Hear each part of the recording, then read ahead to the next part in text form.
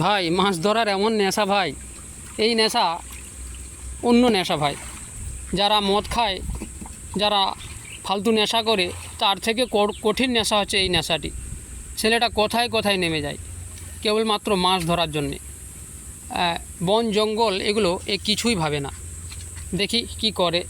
আমি অ্যাকচুয়ালি ফাঁক থেকে ভিডিওটি করছি আর ভয়েসটি দিয়েছি আলাদা করে। তো তোমরা দেখতে থাকো ভিডিওটি, শেষ পর্যন্ত কি করে আমি তোমাদের মাঝে তুলে ধরব। ইন্টারেস্টিং একটি ভিডিও, খুব ভালো লাগবে দেখতে। এই বর্ষার সময় আমাদের গ্রাম অঞ্চলের ছেলেরা প্রচুর পরিমাণে মাছ ধরে, যে মাছ ধরে বাড়ির জন্য নিয়ে যায়। অনেকে মাছ কিন্তু অনেক অনেক ধরে, যে টুকটাক মাছ তেমনটা নয়, ভালো মাছ। যে মাছগুলোর নাম হয়তো অনেকে চিনা, আমি নামগুলো বলবো। এই কই মাছ, মাগুর মাছ, শিঙি মাছ, শোল মাছ, চ্যাং মাছ, এই মাছগুলো ধরে। এই মাছগুলো হচ্ছে খুব ভালো মাছ, শরীরের পক্ষে খুব ভালো। এগুলো যদি খান খুব রক্ত হয়। তো যাক, পরিশ্রম করলে মাছগুলো তো পাবে একদম শিওর। অনেক পরিশ্রম করছে ছেলেটি। আর এখানে দেখেন ড্রেন দিয়ে পানি বয়ে যাচ্ছে, সেই পানিতে কিন্তু নেমে গেছে ভাই।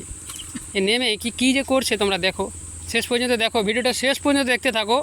আমি তোমাদেরকে পুরো শেষ পর্যন্ত দেখাও ভিডিওটি। লাস্ট পর্যন্ত দেখো, একটা ইন্টারেস্টিং জিনিস দেখবে, হ্যাভি জিনিস একটি দেখতে পাবে, যেটা কখনও দেখোনি। দেখি কী করে। আরে বলিনি রে, আসলে আমার পিছনে একটা ছেলে ছিল, পাশ থেকে বলছে, আমি এই জন্য তাকে বললাম এসব কিছু বলিস না, ও শুনতে পেয়ে যাবে।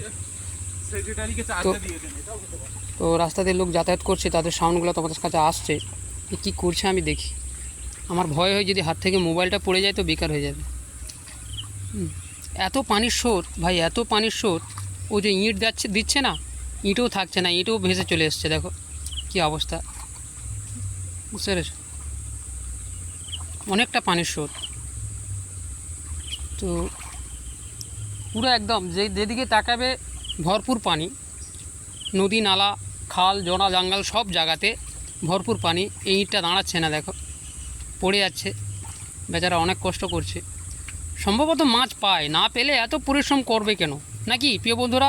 এটাই তো, নিশ্চয়ই মাছ পায়, তার ফলে এত পরিশ্রম করছে। আরেকটা কথা পাশাপাশি বলি, আরেকটা কথা, যে না মাছ পেলেও কিন্তু